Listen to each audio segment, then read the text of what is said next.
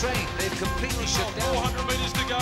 They straighten up for the finish line. And has somebody gone down straight away? It's a bad spin to either, but too tired from the chase. I think he'll get this. Timed his run to perfection. He wins today, and this time he'll get a yellow jersey.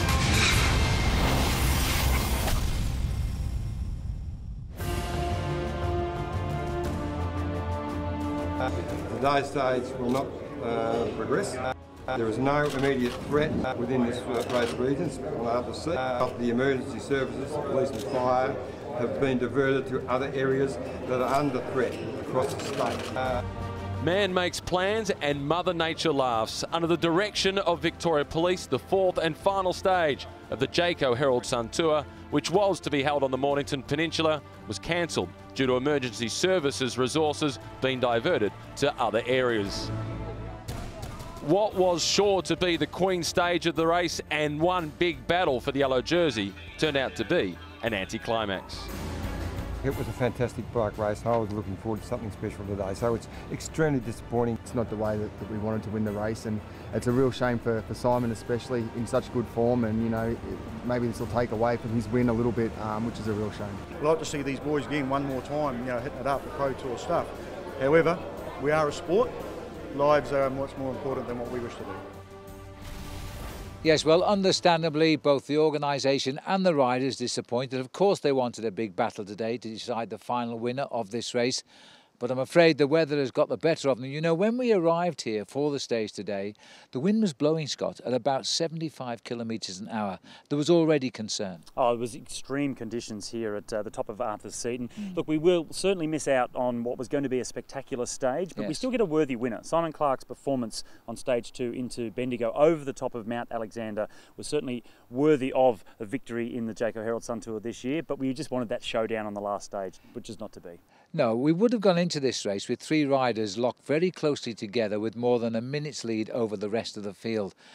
And, you know, the winner could have come from somebody down there, but I think at the end of the day, I think the right man won the race. Well, I was actually going for the man from Bendigo, the 20-year-old. I'm from Bendigo. I wanted to see Jack Haig take it to the Orica-GreenEDGE team. Yeah. Not that confident that he was going to get the better of the World Tour team, but it would have been a nice showdown at least. But there was a prize presentation, and we can go to that now. Yes, and first, Cameron Worth voted the Subaru Most Aggressive Rider of the event. The former Olympic rower is now looking forward to his first Tour de France this July. I'm really pleased. The most important thing is a great rider won. You know, so I'm really happy about that. And I'm happy to finish second to a great rider and have an even a greater future rising star behind me. So it's fantastic. The best young rider for the second time this year already, Jack Haig, wins the State Government of Victoria Under-23 award, beating Alex Clements and Harry Carpenter. I think this last month really confirmed that road cycling and being amongst some of the big pros is sort of where my future lies, and I'm pretty pleased to have all this at the start of the season, such big results, so it's good. And there was only one leader in the budget forklifts, the King of the Mountains competition. Thomas Hamilton was up for the fight all week and ran out a clear winner here. And as he steps down to the admirers, it's Jack Anderson who comes on board for the chain reaction points competition, winning this by 2 points from Simon Clarke and by 4 points from Jonathan Cantwell. So a big win for the youngster here, Jack Anderson, a good result for his team Drapac as well. In the Turbine Red Teams classification, this was won by Orica-GreenEDGE, who also steered Simon Clarke to his victory and still found time to win the team award as well. But for Simon Clarke, the big moment was about to arrive now as he stepped up on the stage. He was the best young rider in this race, the winner of the white jersey back in 2007. Now he has the one all riders want, the final yellow jersey, and this of the 61st running of the Jayco Herald Sun Tour. So for Simon Clarke, this was a big moment for the man who has previously been the King of the Mountains in the Tour of Spain. The overall classification, Scott, a good win for Clarke, but some big names right behind him.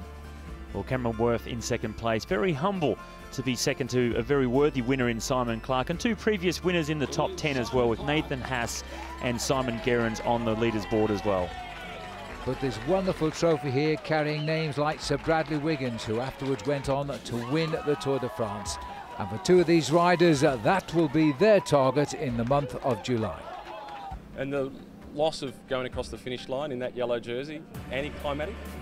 Oh, not at all. I still get to stand on the podium, so for us it's still a great win, and we're stoked to be able to come away when Garrow didn't get the triple crown, but GreenEDGE got the triple crown. So we're happy as a team. It's been a great summer for us, and we'll go to Europe motivated to try and continue that run.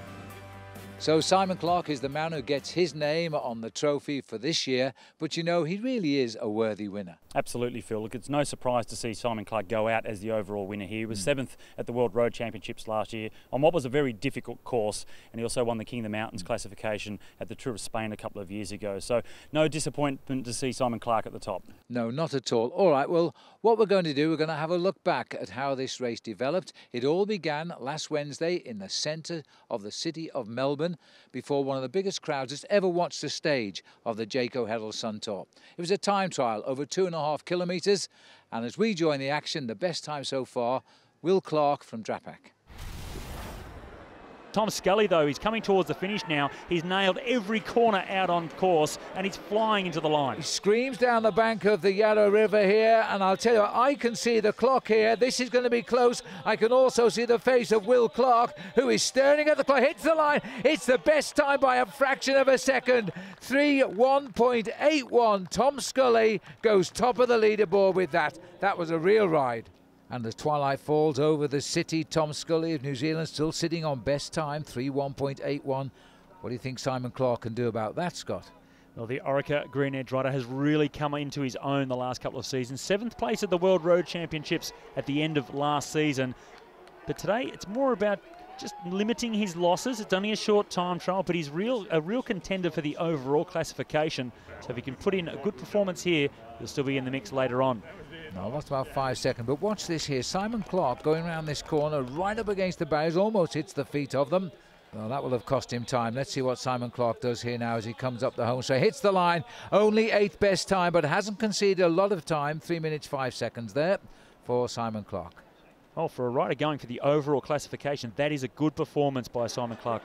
Well, the other rider that he'll be looking at, though, is the teammate of this man, Jack Bauer, on screen. It's Nathan Hassett he's trying to keep in touch with as well. But Jack Bauer's on a very good time. The nominated rider to go the last position for... The clock hasn't got to 3 minutes yet, and Scully knows this time has gone. That is a great ride. 3 minutes, 0.90 seconds.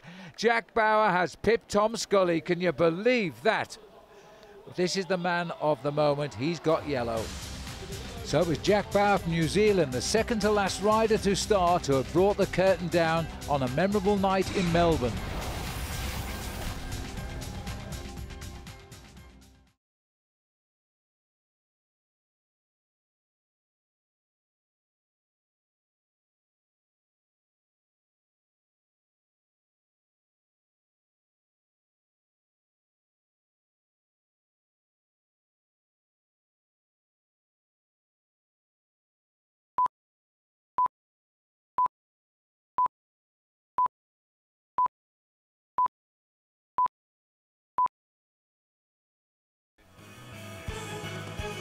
Just an hour's drive from Melbourne, the Mornington Peninsula is a cosmopolitan seaside escape that offers breathtaking coastal views and a landscape of undulating hills. Mornington Peninsula is also renowned for its wine, with Pinot Noir being the principal variety grown, and the golf courses, with international standard courses designed by Greg Norman and Peter Thompson. At 8 o'clock in the morning, though, the one event that did get underway was the Amy Gillett Foundation ride from the town of Dramana in the shadow of Arthur's Seat. 3 rides of 100 kilometres, 60 kilometres and 20 kilometres for the 1,000 contenders. Australian cycling legend Phil Anderson was in attendance. And with the cause very close to Phil Liggett's heart, he rolled up his sleeves and played a role as well. Track star Shane Kelly enjoyed his ride, while future stars honed their skills. It was a fitting day to remember Amy Gillett. So the first full road race stage took place on Thursday, 116 kilometres, the riders moving away from the city of Geelong and heading to the cycling centre of Ballarat. It turned out to be a pretty good bike race. As always, short stages are very nervous for the riders, and the attacks came thick and fast right from the start, but there was a lot of wind blowing once we're out on the course on the roads to Ballarat, and that was always going to be a scary situation for the riders.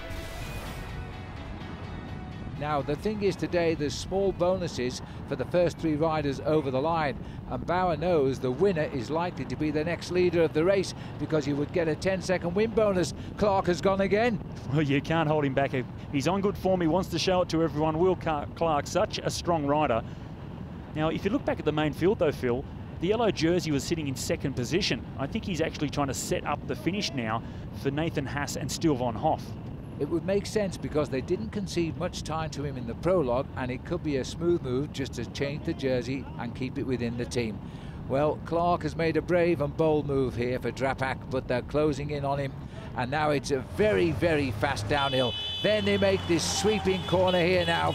This is a nervous approach to the line as they go sweeping up. There's the finish at the top of the hill, and you see the hill there now as the rider moves off. Cantwell's trying to get on the mix here. Orica-GreenEDGE is setting this one up as Matthew Goss tries to deliver. Simon Clarke is in the mix, and Mitch Docker on the right, but on the left it's blue jersey Stil van Hoff, and also in there Cantwell in the red.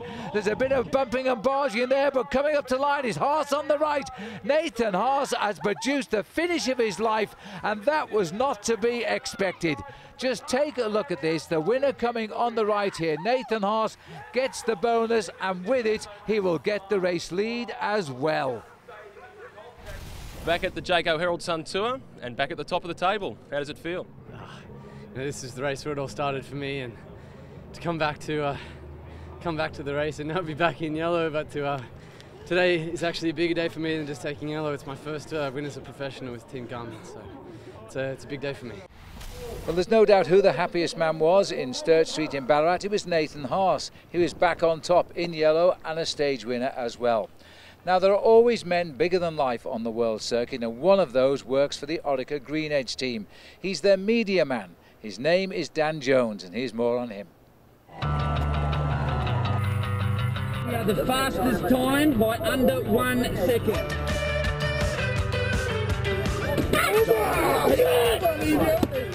Hey guys, Dan Jones here, and we're going to take you front stage on the Orica-GreenEDGE Backstage Pass. Welcome to the Backstage Pass. Just don't cook yourself, alright? Really play it cool. Really play it cool. We get up with the riders and then we go out and film stuff before the start. It's got to be a bit more polished. And then out on the road, we're a bit understaffed here, so I'm handing out bottles as well. I'm lucky I can get the race footage from the guys here, and then we splice that in, get some post-race interviews with the guys. It was nice, yeah. Today was great. Simon Clarke won the stage, and then yeah, we come in and edit it all together. Usually takes about 2 or 3 hours, and yeah, hopefully the fans enjoy the final product. He talks about that he can only really do his job because the guys trust him. It's all about trust. He portrays a really good aspect of our team, but it's not the only aspect of our team. We do like to have fun and really enjoy ourselves, but when it's time to do business, we do business. The video with the biggest response would have been the Call Me Maybe video. We used to watch the Miami Dolphin cheerleaders video before the start for the first 4 stages, and Neil Stevens said, right, we're going to do one of those. And it just took off. And then when we got Simon Clarke to do the Call Me Maybe sign on the podium, I think fans, they hadn't really seen something like that in cycling before, and yeah, the response was great. We did another one last year at the tour. We did AC/DC, You Shook Me All Night Long. And then the pressure's on this year. We're going to have to come up with something even better.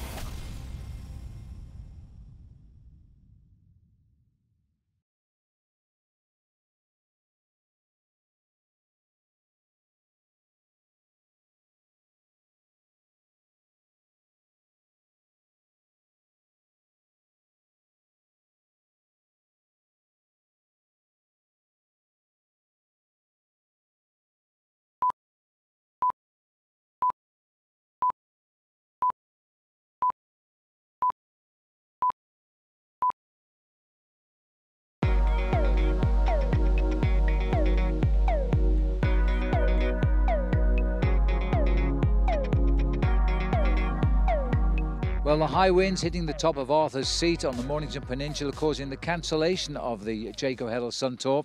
We're taking a look back on the week of racing. We're now moving on to stage number 2. Well, there he is, Nathan Haas, the next wearer of the yellow jersey in the Jayco Herald Sun Tour. Just chatting there to Tom Scully, the man who finished second in the prologue time trial down in Melbourne. Well, Phil, the riders look fairly relaxed at the start here in Ballarat, but they do know that they have a very difficult day out in front of them, 163 kilometres and a very lumpy road all the way to Bendigo. Well, it really has been a fast ride down to Creswick. 17 kilometres covered here. Jonathan Cantwell, the Queenslander, getting over the line there for Drapek. And ahead of him his teammate Will Clarke, Tom Scully in third place. And as a result of that, the front end of the field has split. It's the perfect time to go on the attack after an intermediate sprint. And the King of the Mountains leader, young rider from the Jayco Australian team, Tom Hamilton, has made the move. Well, that's a brave move right now because this race has got off to an incredibly quick start and the front of the field finally has splintered. So they've got a breakaway going. It's strengthened as well. We've now swollen this breakaway up to 18 riders and they are pushing this hard now. Well, that is Simon Clarke from the Orica-GreenEDGE team on the front. You can see how committed he is. He wants this group to work. Cameron Worth from the Cannondale team coming through as well. A few riders from the Avanti squad. Simon Clarke, you can see there, he's gone back to the riders, say, come on, we've got to make this work. He wants it to succeed. Well, I'll tell you what, Scotty, they're gambling here now because the wind is blowing quite strong. The weather is getting hotter and hotter by the kilometre. There is Nathan Haas. He doesn't look too perturbed by the weather at the moment. Well, he comes from Queensland anyway. In the yellow jersey, he's got one teammate in the break. But, you know, Simon Clarke in that front group is a serious challenge to his yellow jersey. This breakaway now on the undulations heading up towards the climb of Wombat Creek. Mitch Docker going through. This is the sensational ride of the day, Thomas Hamilton, in that Budget Forklifts King of the Mountains leaders jersey after yesterday's great ride. He's hunting for more points as he comes up towards the top of the climb here, but he's pipped on the post because it is Lachlan Norris who gets the point ahead of Hamilton, and Rhys Gillett has gone over there in third place. Still a very good result from the youngster there in that yellow polka dot jersey. Well, little church there indicates the leaders are now approaching Guildford here, which will take us through 87 kilometres. This is a significant move now. The gap is inside 2 minutes, so the reaction is there. But the man with the most to gain really is Simon Clarke if he stays away. Well, right now he is the virtual race leader on the road. He's sitting in 6th place in the overall classification coming into the stage. He's put himself into this group. But the peloton has to chase what's left of it here. They have to drive on because this is a most significant move here. Well, Budget Forklifts have been joined at the front of the peloton by the Rafa team, and that's tumbling down now. 1 minute 16 seconds. The two teams coming together to really try and close this gap. And they're timing it to perfection because we're about to turn onto this very steep and long climb now, which will take us up Mount Alexander. Now, surely this leading group will implode here because the slopes are so difficult. And the first attack, and it comes from Simon Clarke. Well, the gap was down to about 1 minute just as now Simon Clarke has gone on the march. He was the one that started it. He wanted to really force it, and now he's really taking the bull by the horns. That's Tom Hamilton in the King of the Mountains jersey, just going with him. Jack Haig, the local rider, he knows this climb of Mount Alexander very well. Well, he's probably trained many kilometres up these slopes here, coming from Bendigo, but he's got to get on now. I take my hat off to Tom Hamilton. He's marking his men. A little bit of problem with his gears there, and that's unhitched him, leaving Clarke for the moment. He's recovered well. Well, this is really a selection. Morton is in there, Pat Shaw, also Cameron Worth. Simon Clarke very strong, looking over his shoulder. Hamilton's come back onto the back wheel now. Well, we'll top out here at the 115 kilometre point. So this breakaway, which is now imploding, has been under pressure since around about the 23rd kilometre of the day. And these are the three strong men who are emerging in what is a beautiful part of the state of Victoria here. Narrow roads, great roads for a bike race, but all uphill, I'm afraid. So it's for the strong men. 100 metre to the King of the Mountain points here. Watch the man in yellow. He wants the points. Jack Haig and Simon Clarke may not be too interested. This has been a second consecutive great day for Thomas Hamilton. He goes over first, Haig and Clarke. But this is back to the chase now, and still some Garmin Sharp riders prepared to set the pace here for the erstwhile race leader, because at the moment he is out of that yellow jersey on the road, Nathan Haas. He's trying to put matters to right. He'll be very delighted that Budget Forklifts have chased all day to close down that gap. There's only 3 riders now left up front. Those three riders out in front working very well together, but back in the main field, or in the chase, it's Nathan Haas now having to do all the work. Drat Pack team coming up to give him some sort of assistance as well. Haas has worn his team out. There is no Garmin Sharp rider left here now. He's got to do it all himself. All of his 5 teammates are exhausted and gone behind the race.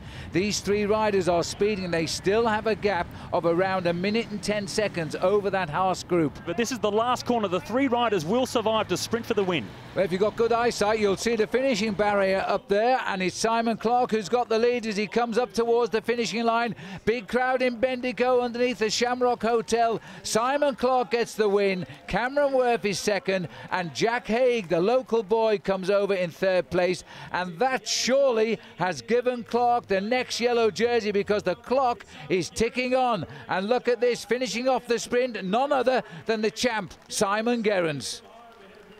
Well, Simon Gerrans did look comfortable out on the road, and he showed it in the sprint to pick up the bunch placing there. But Simon Clarke, what a performance. Those 3 riders out in front. Jack Haig, the local rider, he could be the dark horse in this year's race.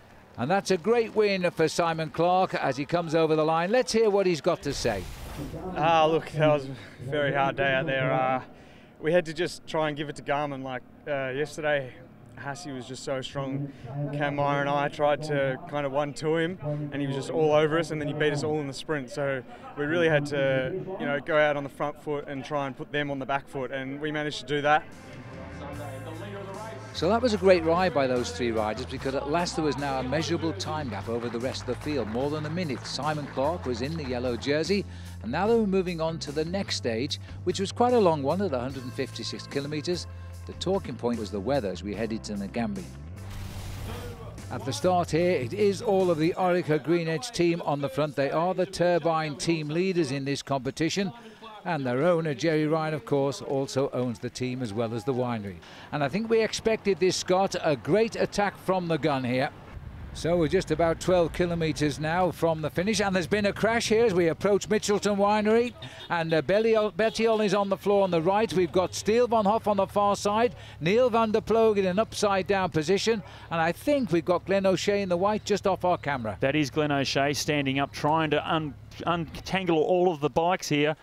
Bettiol in a little bit of trouble, a lot of skin off on his shoulder. That's unfortunate. Under 23 rider from the Italian team. The ambulance directly on the point. Oh, he looks terrible with the blood streaming down his knee as well. And there is still a rider on the left-hand side here, still being tended to. Well, that's still Von Hoff trying to get up and going again. Oh, it's Pat Shaw, the Australian rider for Quarter Mentha. Number 4, he looks very hurt, straight into the ambulance. That's unfortunate for him. That's a very, very heavy fall there for Pat Shaw, and so close to the finish as well. These are the leaders here, and when the camera begins to pull back, I think we're going to see, there they are, they're right on them. The breakaway is over, and now it really is going to be very shortly. Eyes down for the big finish. Well, there was just that last scramble from the breakaway. 4 riders did get dropped and go back to the peloton, and these 4 tried to soldier on. Congratulations all round, a job well done, but they couldn't quite pull it off. The yellow jersey there of Simon Clarke, he will just want to keep himself out of trouble here, because if he reaches the finishing line in the pack, he will keep his lead tonight, but others want the win. Well, that's Steele Van Hoff there, just the second rider on the left of the screen. He's made it back from the crash. He's on the wheel of Nathan Haas, so their main man in the sprint is still there. It looked like Thomas Decker of Garmin Sharp, who swung off his pacemaking over for the day. The field are now on the long straight finishing approach to the line, and Campbell in the green on the far side is trying to get through. He's a fast finisher, but at the moment Orica-GreenEDGE have the advantage. Meyer, Gerrans, and then Matt Goss waiting for the move. Gerrans starts to go now. He's got Goss on his back wheel, but there's a surge of riders coming up on the other side of the road here. It looks as though Cameron Worth has tried to take the wheel of Simon Clarke, but he's switched to the left of our picture now. There's a rush up on the outside, because that is Steele Van Hoff trying to get him through on the point here. They go under the arch here, but I think, they've realised the finish isn't under the arch, a little bit round the corner. And now coming up on the outside is the white jersey of Robert John McCarthy, and this is going to be a major upset. The youngster's going to steal this from the stars. He gets it on the line from Rico Rogers, and I think Felix English may have taken 3rd. That was an amazing result for this rider here. The South Australian, the former Irishman from Fermoy, has taken the stage victory here. Well, as you now know, the high winds caused the cancellation of Stage 4, the last stage of this event, but there was no doubt that Simon Clarke was up for the fight today had it been for him. As it was, he'd done enough to win this race overall, and he held the trophy high at the end of it. He was a very, very worthy winner. For you, Scott, what about you? Best memories? Best memories? Well, there were so many. It was a short race, of course, and shortened because of the cancellation of the last stage. But I just love racing into my hometown of Bendigo, and as it turns out, that was the most important stage of this year's tour. It was, and I remember people saying then, that could decide the race, and as it happens, it did. For me, I think it was the huge crowds, around 20,000 spectators packing into the city of Melbourne to watch this race come home in front of the coffee shops. That was a big moment as well. Well, the 61st edition of the Jayco Herald Sun Tour is now in the history books. We'll be back a year from now with the next edition of this great event, Australia's oldest stage race. For Matthew Keenan, Scott McGrory and me, Phil Liggett, we'll see you then. Goodbye.